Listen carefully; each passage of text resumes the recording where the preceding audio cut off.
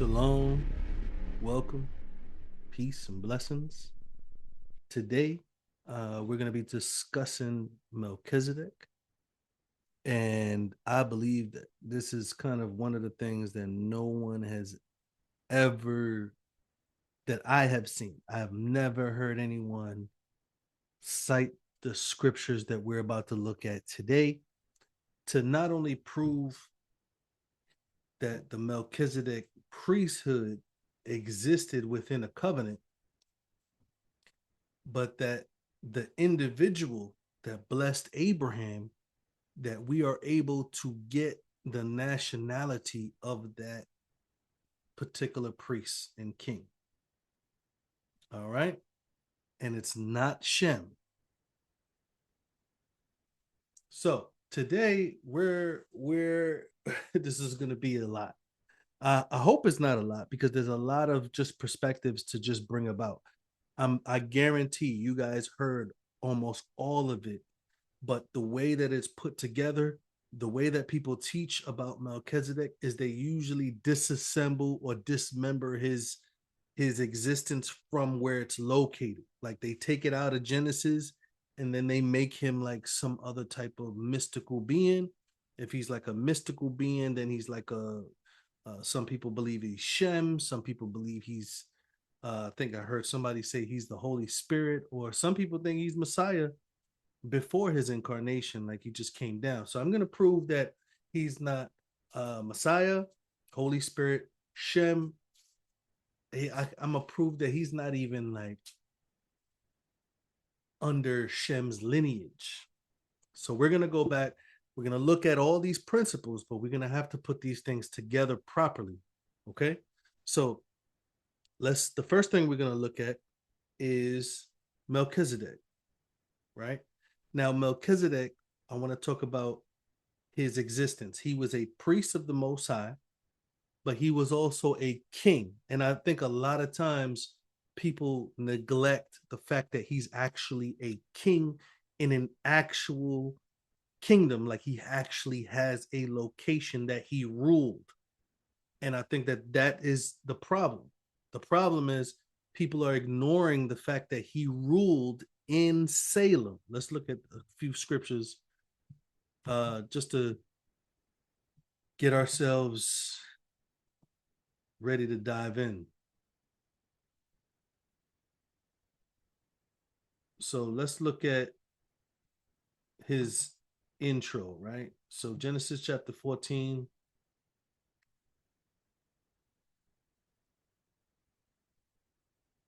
verse 18, and it refers to him as Melchizedek, king of Salem. King of Salem.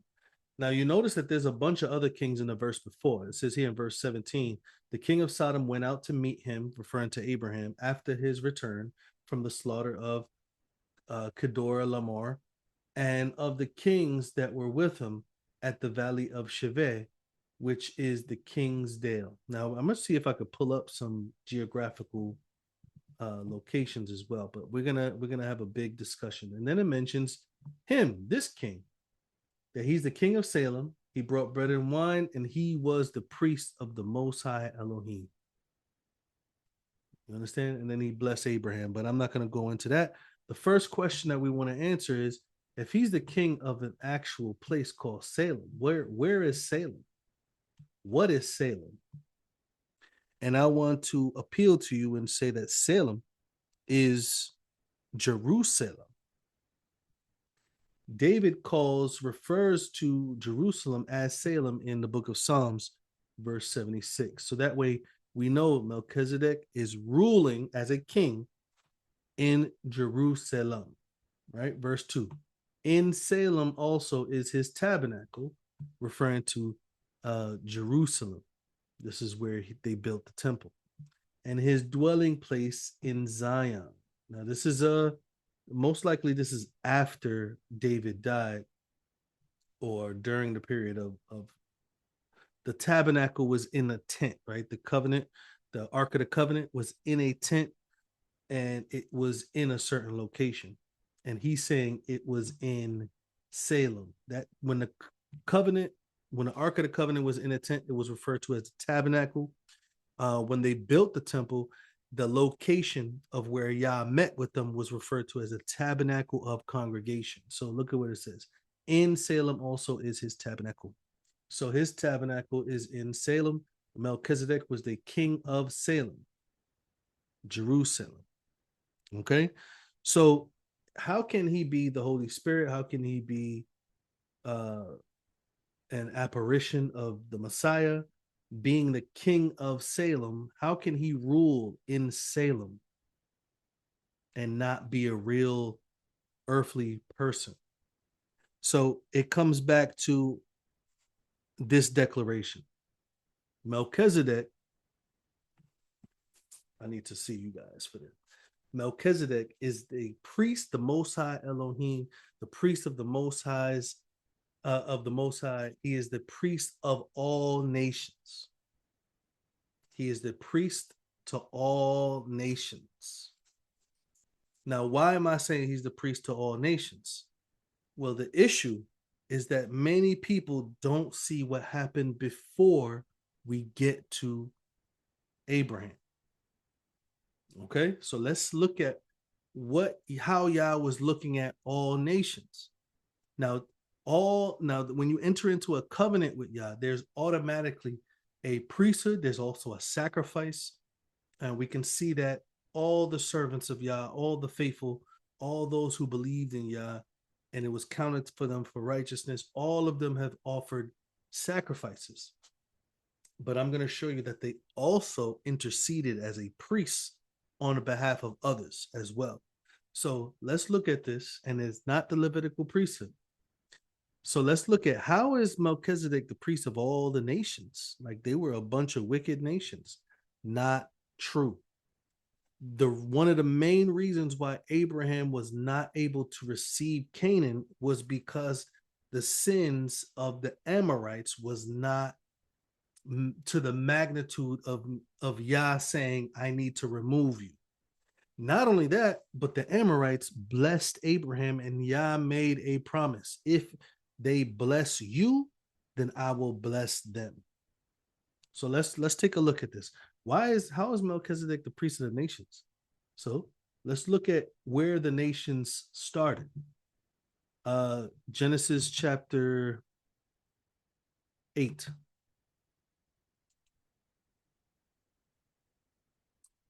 All right, so Genesis chapter 8, the flood receded.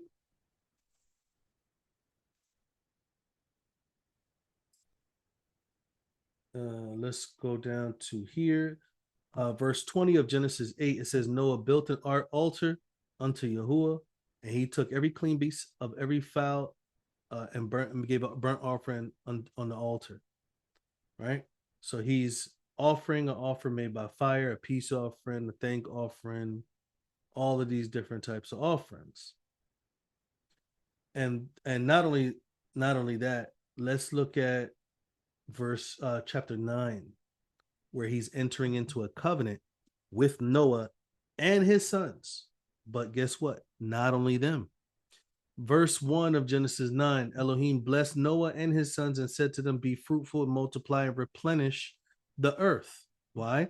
The fear of you and the dread of you shall be upon every beast of the earth and upon every fowl of the air, upon all that moves upon the earth and upon all the fishes of the sea.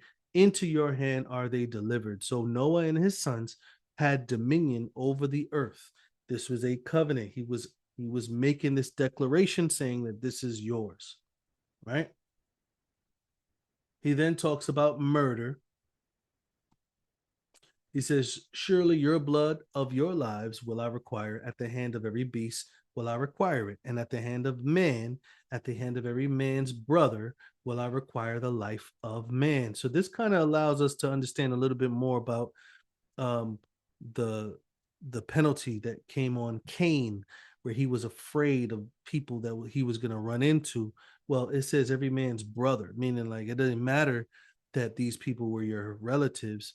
There's still a requirement for a person that takes another person's life. And that's what he was afraid of, receiving that punishment from his own family. So there shouldn't be any confusion with that. But he's giving them a covenant, right? And he says this in verse 8 and 9. Elohim spake to Noah and said to his sons that was with him, Noah and his sons, behold, I establish my covenant with you. And look at what it says, and with your seed after you, right? He also makes a covenant with every creature of the earth. And he's establishing his covenant that he will no longer cut them off with floods, rain specifically. The way that the earth was destroyed with a flood, he's not going to do it that way. And he's going to give them the rainbow as a perpetual covenant or token of the covenant. Now, when we go down here, we see that the covenant that he made with Noah and his sons, giving them dominion and having this not only with Noah and his sons, but with Noah, his sons, and their seed after them, we see that the covenant extends from Noah to his three sons, and of them was the whole earth overspread. So the covenant of having dominion is given to all the nations. All the nations. And it definitely is not without knowledge of the worship of the one true Elohim. Noah was a worshiper of the one true Elohim. His three sons were worshipers of the Most High. Not only were they worshipers of the Most High, they were also offerers of offerings to the Most High. So as we continue, let me see if I can get to it. Genesis chapter 10, it says, these are the generations of the sons of Noah, Shem, Ham, and Japheth. Unto them were sons born after the flood. And then it goes into all of the generations of the nations, including the generations of Ham. Many people look at Ham and say Ham was cursed. Ham was not cursed. Canaan was cursed. Now, it wasn't necessarily that Canaan was cursed, because he definitely was blessed, because he had so much property and he ruled. Now, the lineage of Canaan definitely started to depreciate in morality. So these were, as it says here, verse 32, these are the families of the son of Noah after their generations in their nations, and by these were the nations divided in the earth after the flood. Okay?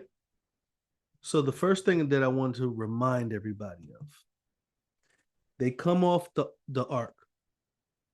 They offer an offering unto Yah, acknowledging him as the one true Elohim. Yah speaks to Noah, his sons, and says, this covenant is for you, your sons, and your children after you. And he says, everything that exists, the beasts, the fowls, the fish, is yours. You have dominion over these things. Does this sound familiar?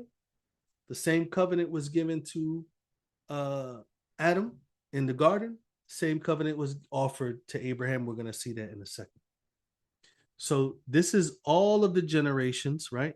Remember, we're about to go into Genesis chapter 11, the Tower of Babel. So we see a depreciation or a separation from this covenant, right? And it's not too far, pardon me, is not too far from where we're going to get to in Genesis chapter 12.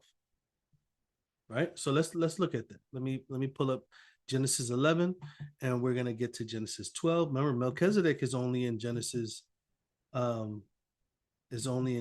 chapter 14. Okay? So far we have a covenant with Shem, Japheth, and Ham, but not only them, we have a covenant with all of Ham's descendants, as well as all of Shem and Japheth's descendants, and all of their descendants make up all the nations of the earth. When we get to Genesis chapter 11, we dealing with the Tower of Babel, everyone being on one accord, the whole earth being one language. That means that they all was on one accord pertaining to their direction, the direction of their worship, the direction of their prosperity, whatever they wanted to do. This is what they did. And Yah saw that they were going to destroy themselves. So he brought confusion and scattered them. And this also not only he confounded the language, but he created and separated the nations by language. Right? The Chinese speak Chinese, the Hebrews speak Hebrew, the Egyptians speak Egyptian, right? The Arabics, those who in Arabia speak Arabic. It's like the name of your actual nation was also the name of your tongue. The English spoke English. So anyway, as we continue, we see that the nations are filling the earth. Yah had a covenant with the seed of the nations. Now, look at Shem's descendants. We have Eber, which is where, this is verse 16 of chapter 11. This is where the word Hebrew comes from.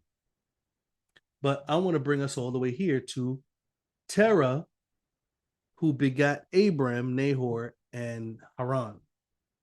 Nahor and Haran are Abraham's brothers. Haran is Lot's father. All right. So it says here, Haran died before his father Terah in the land of his nativity, in Ur of the Chaldees. Abraham and Nahor took them wives. The name Abraham's wife was Sarai, and the name of Nahor's wife was Milcah, the daughter of Haran, and the father of Milcah, the father of Iscah. Sarai was barren; she had no child.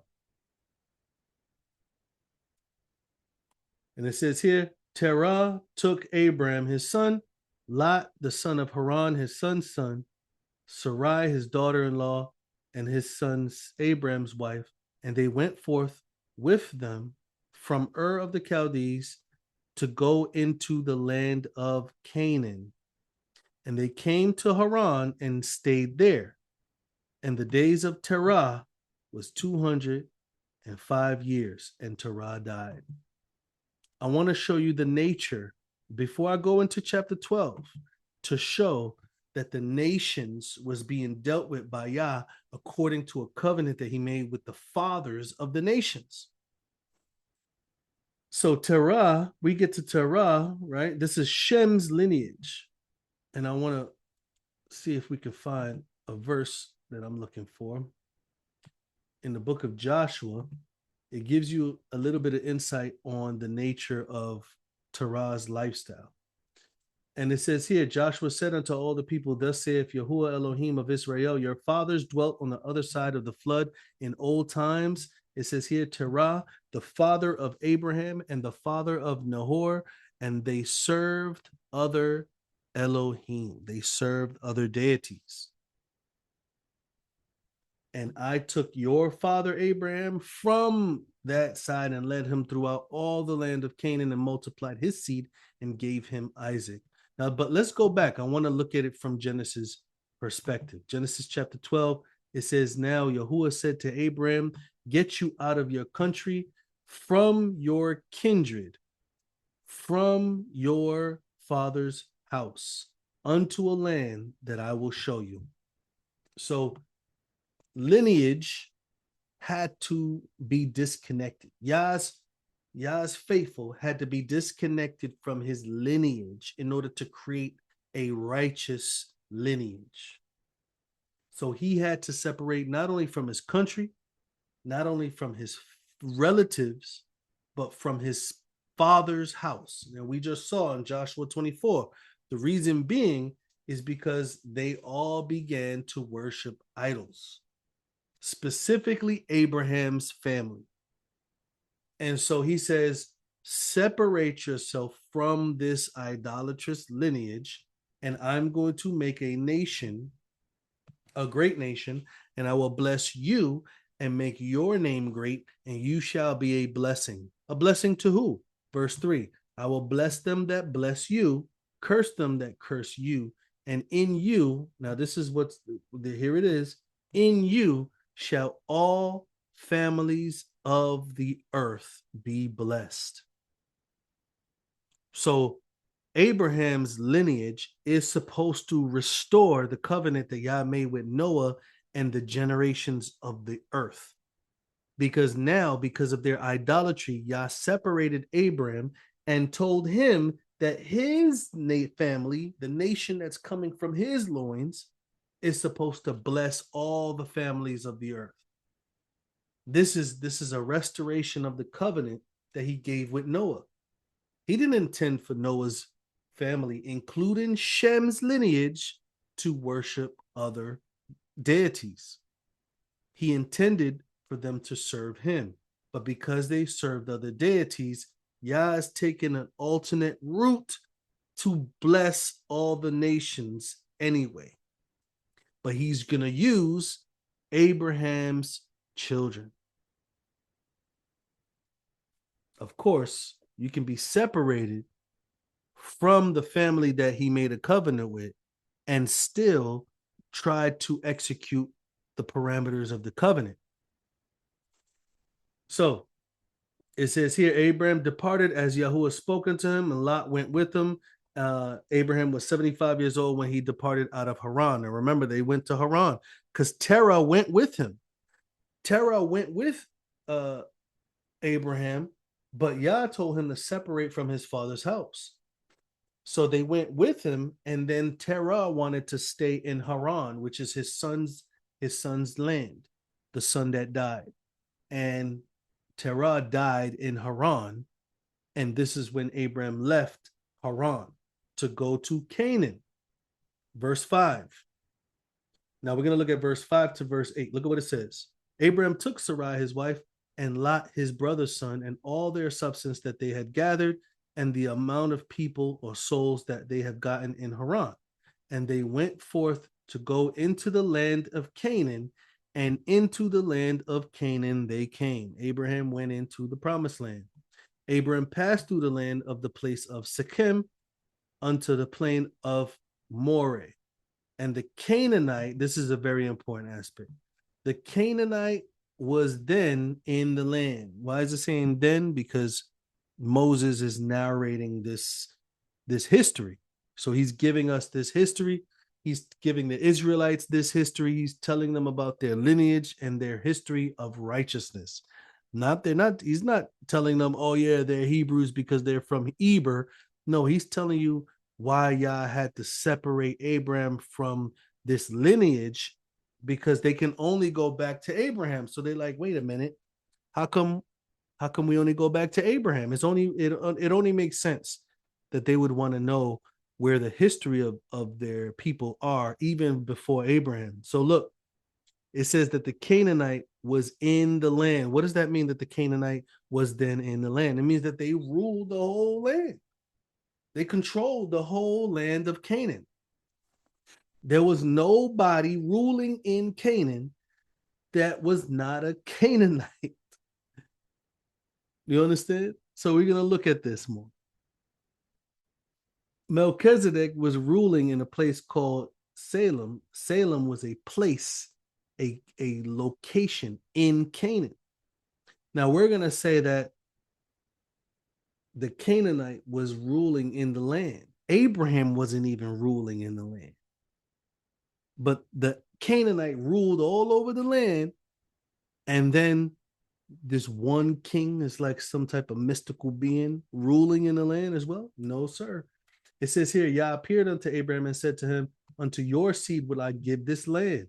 And he built an altar unto Yah, who appeared unto him. He removed from there unto the mountain in the east of Bethel, and he pitched his tent, having Bethel on the west and Hai on the east. And there he built an altar unto yahuah and called upon the name of yahuah. And Abraham journeyed, going on towards the south. He journeyed on going towards the south. Right? I think it's going to go into the famine that he had while he was there. And how he went into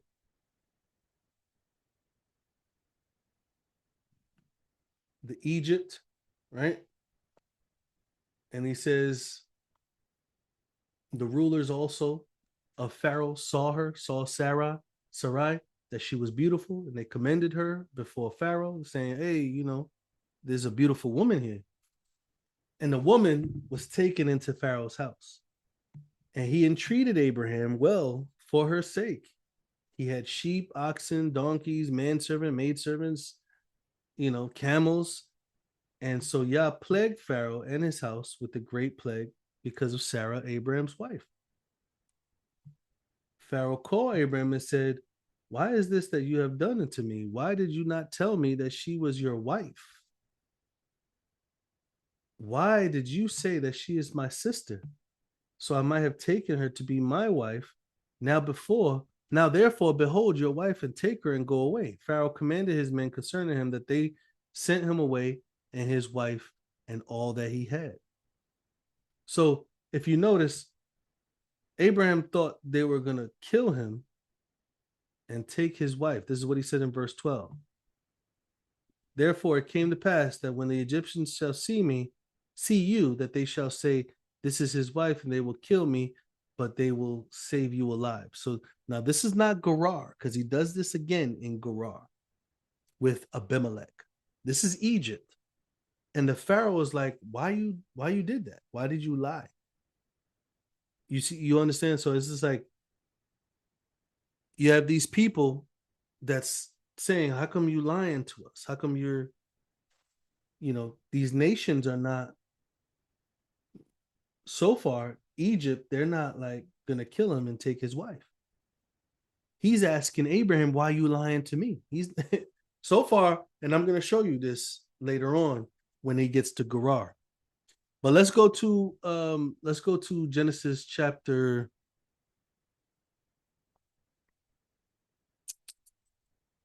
before we get to Melchizedek in Genesis 14, let's look at Genesis 15, right? So it says Elohim makes this covenant, right? He makes this covenant with Yah. And Abraham says he believed, and it was counted right here in verse 6. He believed in the promise of yahuah, and it counted to him for righteousness. Abraham was getting a little bit nervous. He didn't have any children, so he was about to give everything to Eliezer in his house. So when he got a little nervous, Yah was like, no, you're going to have a child out of your own bowels, verse 4. And then he tells him to look towards the heavens and the stars. If you're able to number them, then you're able to also number your children. He believed, and it counted to him for righteousness. And he said to him, I am Yahuwah that brought you out of Ur of the Chaldees to give you this land to inherit it. So he says, how shall I know that I shall inherit it? Now watch this. Watch this conversation. He said to him, take to me a heifer of 3 years old, a she-goat of 3 years old, and a ram of 3 years old, and a turtle dove and a young pigeon. And he took unto him all these things, and he divided it in the midst, and laid each piece against one another, and but the birds divided he not. When the fowls came down upon the carcasses, Abraham drove them away. When the sun went down, he fell into a deep sleep. A horror of great darkness fell upon him, and he said unto Abraham, know of a surety that your children shall be a stranger in a land that's not theirs, and shall serve them, and they shall afflict them 400 years. And also that nation whom they shall serve will I judge, and afterwards shall they come out with great substance. You shall go to your fathers in peace. You shall be buried in a good old age, but in the fourth generation, they shall come here again for the iniquity. Now watch this. Because the iniquity of the Amorites is not yet full. He can't drive them out without them being sinful. That's not righteous. How can he drive out people of the Canaan and they're blessing Abraham?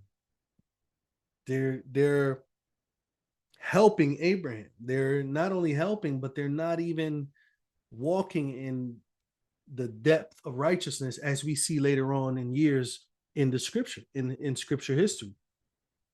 Let's continue to look at this, right? Now let's go to Genesis 14. Now, in Genesis 14, there's these 5 kings that live in the area, right? The king of Shinar, the king of Elsar, Keldor. I always have trouble saying this name. Kedor Lamar, king of Elam, titled king of all of the nations. And they made war with the king of Sodom. There's a lot of kings in this whole area. And Bersha, king of Gomorrah, Shinab, king of Admah, Shemeber, king of Zeboim, and the king of Bela, which is Zoar. Zoar is is like a little is a city right off next to Sodom and Gomorrah. This is where Lot asked to go before he went to the mountains. He said he asked to go to Zoar before going to the mountains. All of those kings came and joined together at the valley of Siddim, which is by the Salt Sea. 12 years they served Kedolamar, and in the 13th year they rebelled, right? They rebelled.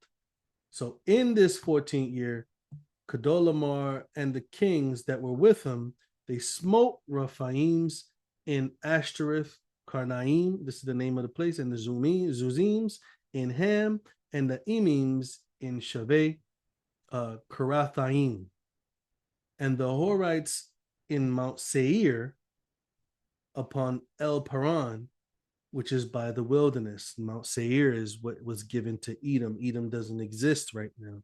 So it's not called Mount Seir because he's using terms and names of locations that exist during the time of Israel. So that way they can know what location this history originates from.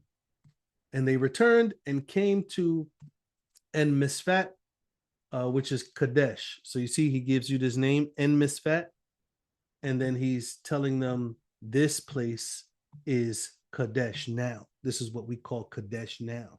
So Moses is telling them the names of what they used to be called, but then he's also giving you more modern names in his time that didn't exist at that time as well. And smote all the country of the Amalekites and also the Amorites that dwelt in Hazazon Tamar. Hazazon Tamar. Now watch this, guys.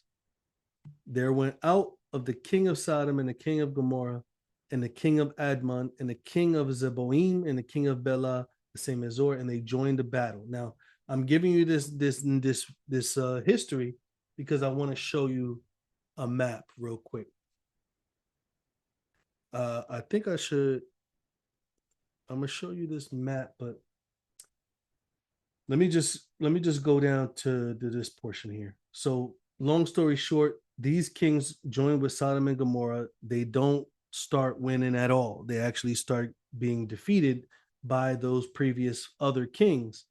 But in their defeat, what happens is they start to take hostages from Sodom and Gomorrah, and guess who they also took? Verse 12, they took Lot, Abraham's brother's son, who dwelt in Sodom. They took his goods and they left. Someone came that escaped from that whole attack, and they told Abraham the Hebrew, because he dwelt in the plain of Mamre, the Amorite. See, Mamre is the name of an Amorite. Brother Eshcol and brother Aner, and these were confederate with Abraham. Confederate meaning that he joined himself in union with these Amorites, meaning that if they go to war, he goes to war with them. If he goes to war, they go to war with him. And this is exactly what's happening right now.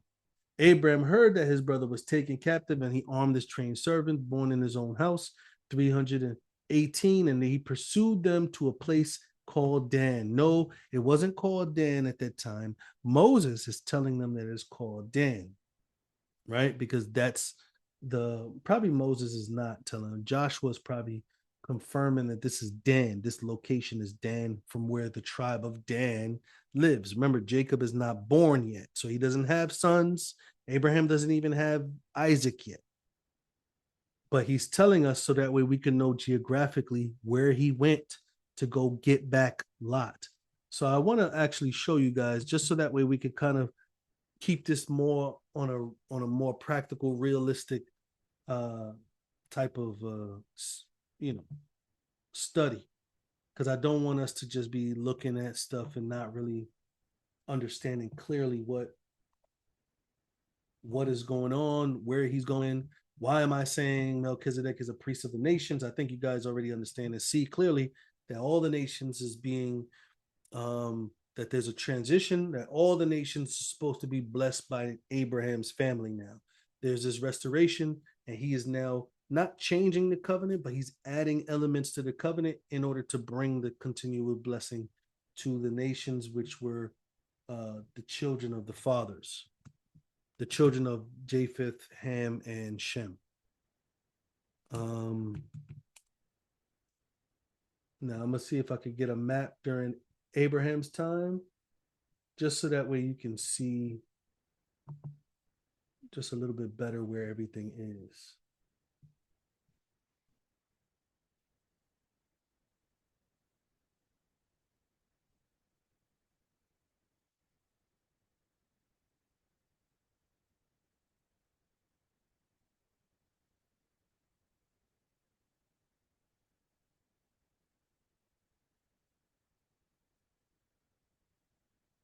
All right, so I think I found one.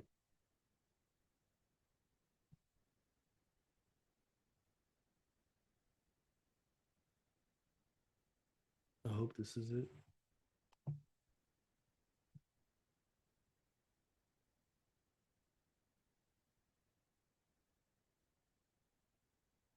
All right, so let me see if I have any maps on my computer.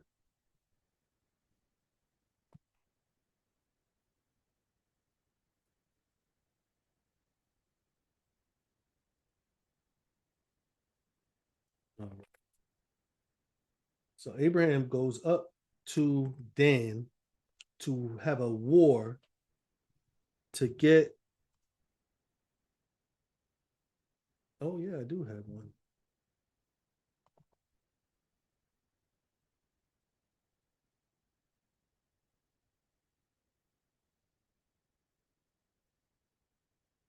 All right. Excuse me for this loading.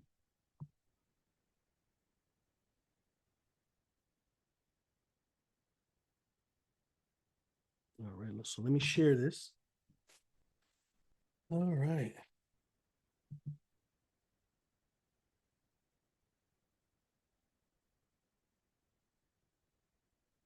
All right. So I'm gonna see if I can enlarge this a little bit, just so you can see the names of the locations.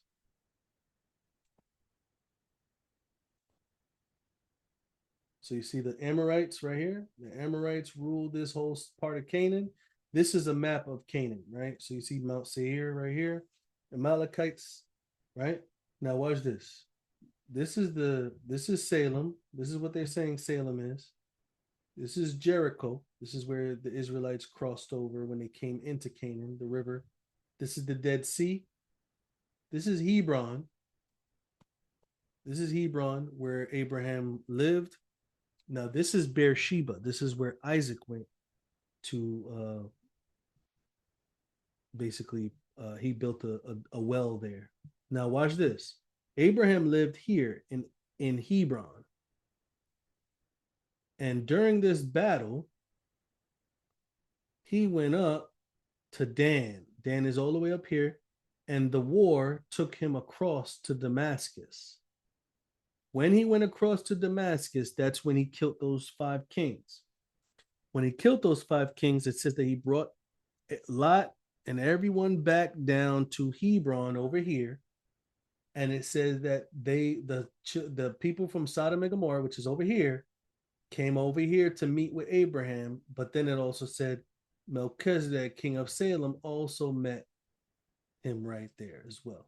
So you see, geographically, you have all these kings, and all these kings were Amorites. They were Canaanites. They were not all Amorites. Let me take that back. The people that ruled in this area were all Amorites, people, the Zuzites here, you have the Emites, but all of these people were Canaanites. That means that they were from Ham. They are Hamites by lineage. Okay?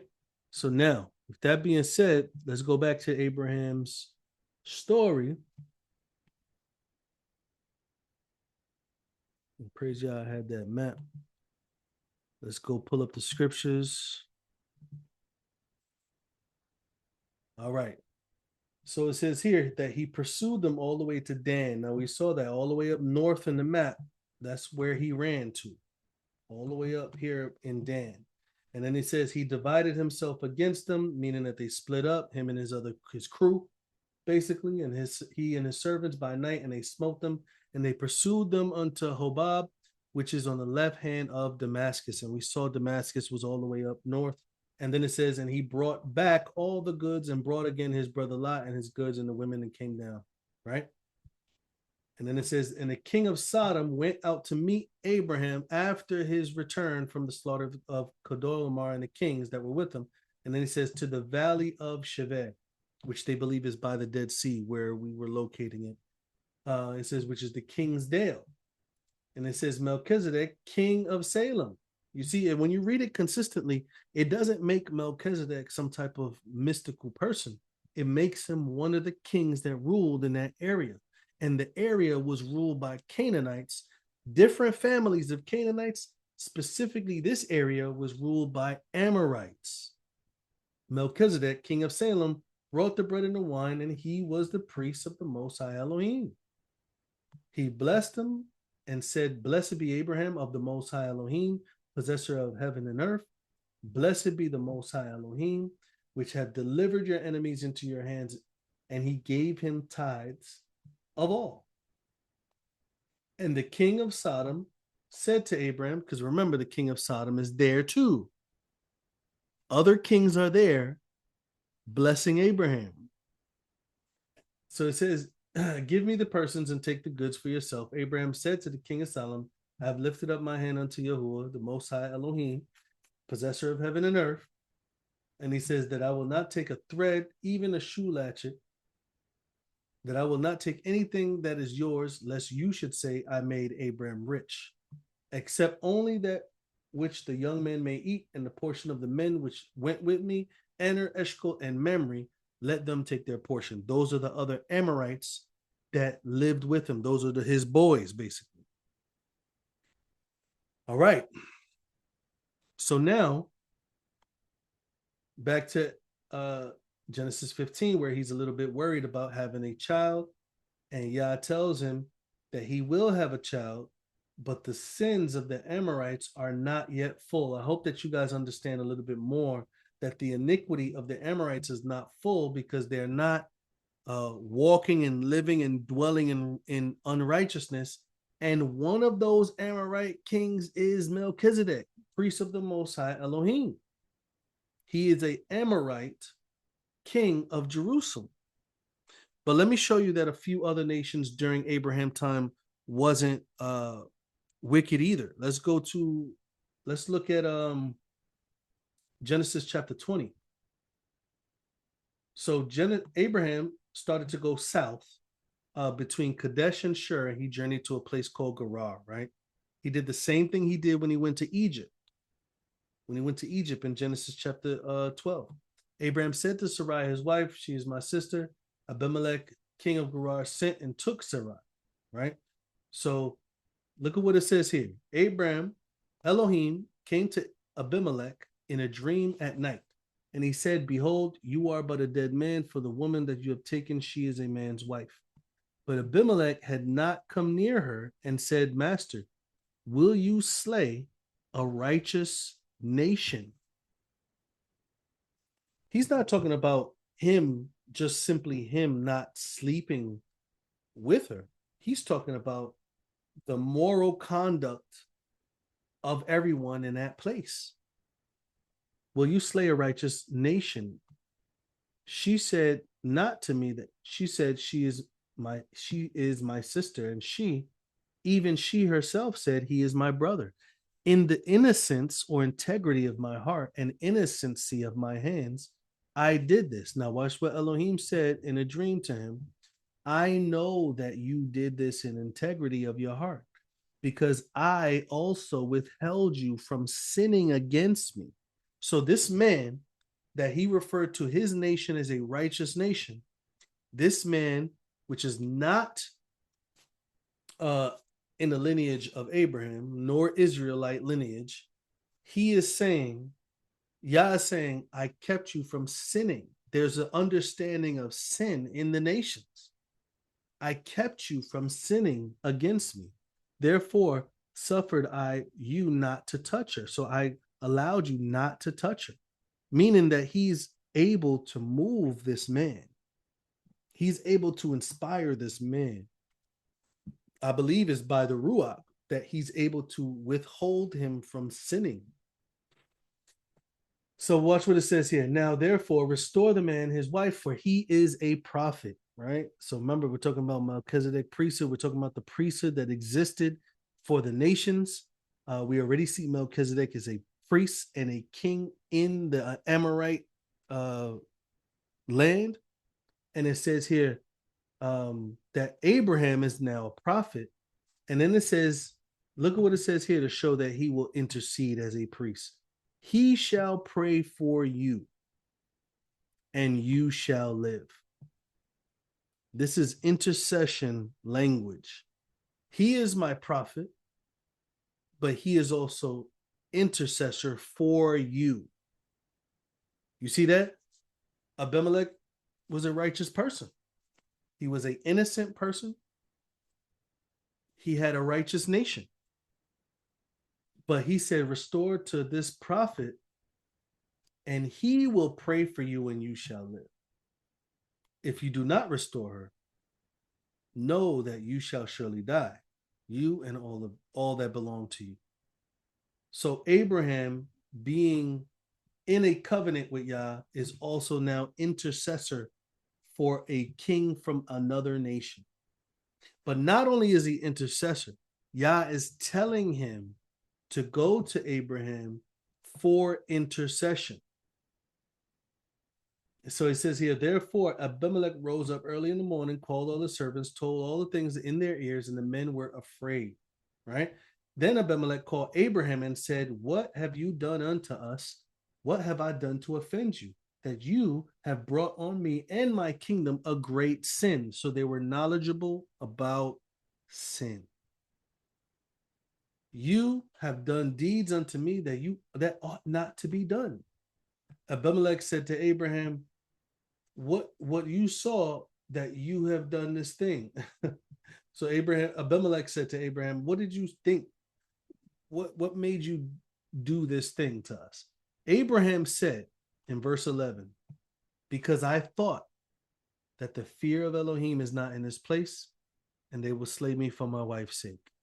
He thought that the fear of Elohim wasn't there when the fear of Elohim was there, and they were knowledgeable of sin, and they did not break or transgress against those moral conducts, such as murder and adultery.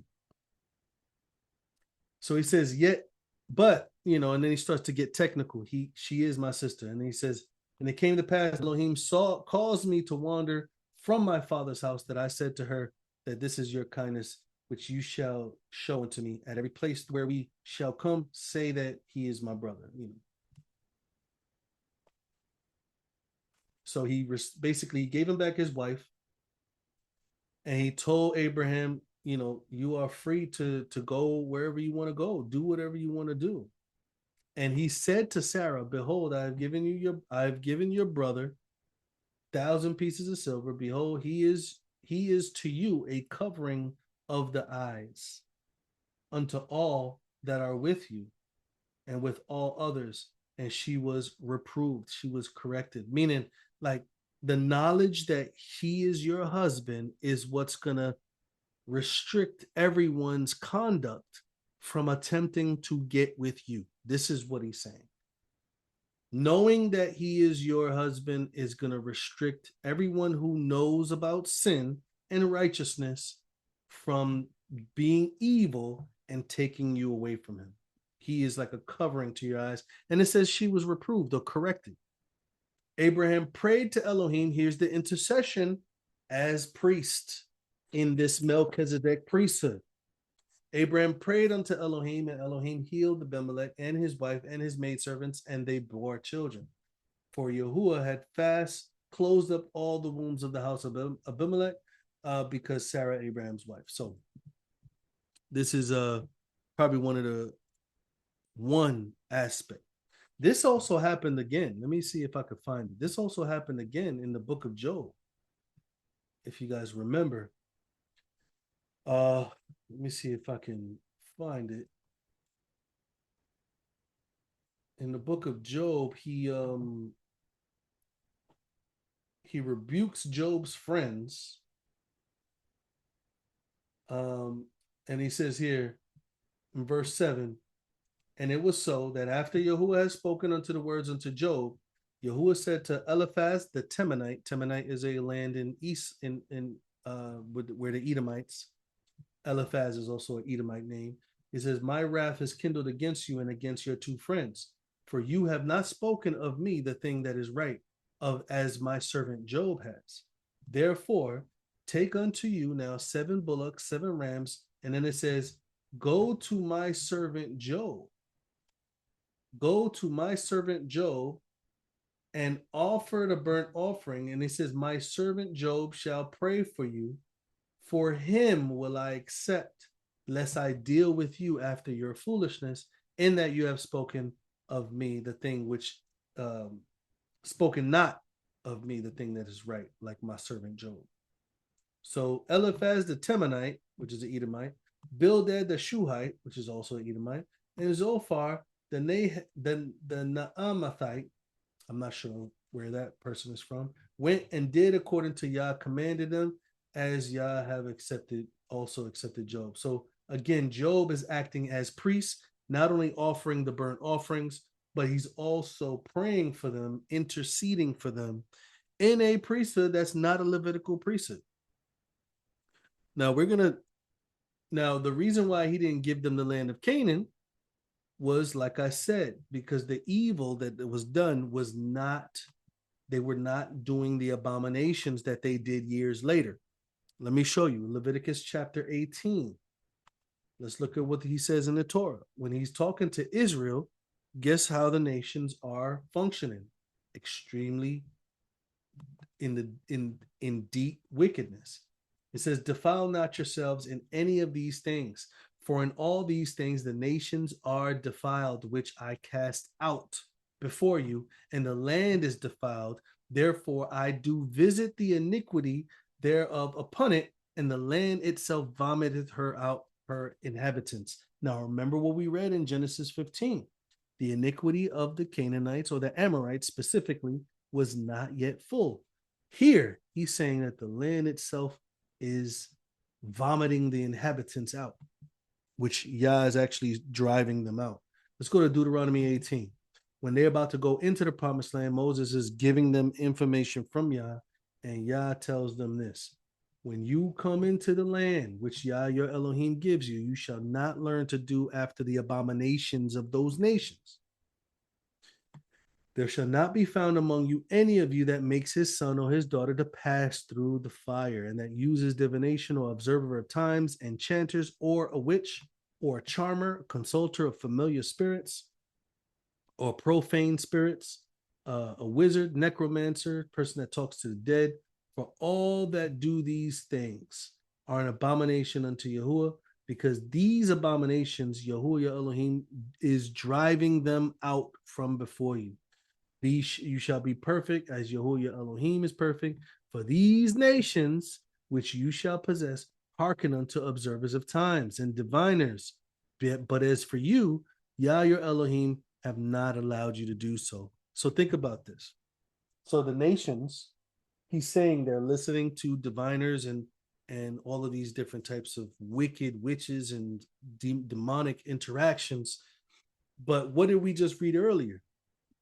He kept going into places where people was actually staying away from sin, trying to have a righteously moral character, innocent character, and a fear of Yah.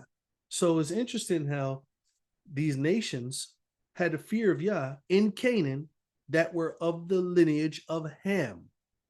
These Hamite nations served Yah. But when Israel came out of Egypt, they no longer desired that righteous moral lifestyle. They started to listen to these wicked witches and stuff like that. So I wanted to show something very interesting pertaining to Melchizedek, king of Salem, that now, years later, hundreds of years later, we have Israel coming out of Egypt. And guess who? There is somebody still ruling in Jerusalem. Who's ruling in Jerusalem when Israel comes out? So let's go to Joshua. Joshua chapter 10, looking at verse 1. It came to pass that when Adonizedek, sounds familiar, right? King of Jerusalem, heard how Joshua had taken Ai and utterly destroyed it, he had done to Jericho and her king. So he had done to Ai and her king, and now the inhabitants of Gibeon made peace with Israel and were with them. They feared greatly because Gibeon was a great city, as one of the royal cities, and because it is greater than Ai, and all the men thereof was mighty. Wherefore Adonizedek, king of Jerusalem, sent to Hoham, king of Hebron. That's where Abraham used to live. This is the king that ruled in Abraham's town. Param, king of Jarmut, Japhiah, king of Lachish, and Debir, king of Eglon, saying, come up with me and help me, that we may smite Gibeon, because it made peace with Joshua and the children of Israel. Therefore, the 5 kings of the Amorites, the king of Jerusalem being one of them. So the Amorites still rule the land, but their iniquity is full. And the king dares to even keep the title Adonizedek. Let me, I felt like, I'm sorry, I thought I was showing you guys the screen. Let me show you this screen, right? Joshua chapter 10. Adonizedek, king of Jerusalem, heard that Joshua came out. So Adonizedek, verse 3, king of Jerusalem, joined himself with these 4 other Amorite kings, and literally it calls them Amorite kings. 5 Amorite kings, and then it mentions king of Jerusalem. Adonizedek was killed, and they took over Canaan. Why is Adonizedek getting killed? Why is Adonizedek trying to kill Joshua? Well, because the iniquity of the Amorites began to increase over time, and now Yah is going to drive them out because of the abominations and the compromises that they've basically lived. So who is Melchizedek, king of Jerusalem? You have this as Adonizedek, king of Jerusalem. He's an Amorite. He ruled in Canaan. The Canaan was in the land. The Canaanites was ruling the land when Abraham got in there. So Melchizedek is absolutely an Amorite. He is a Hamite from the children of the father Ham. And Yah made a covenant with the 3 sons of Noah and their children. And because of their idolatry that was growing amongst the children of Shem, he called Abraham to separate himself from his kindred so he can start a nation from Abraham, a righteous nation, to bless all the families of the earth. The Hamites, he ran into nations amongst the Hamites that was still staying away from sin, refraining from murder and adultery.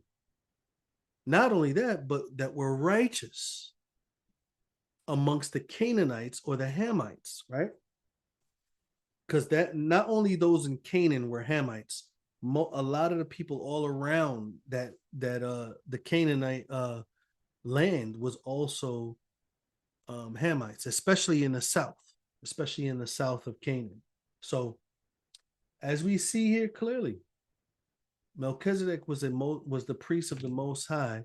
He was known. He ruled. He was a Amorite, and the sins of the Amorites was not yet full because they were not sinning against Yah as an abominable thing where he had to drive them out.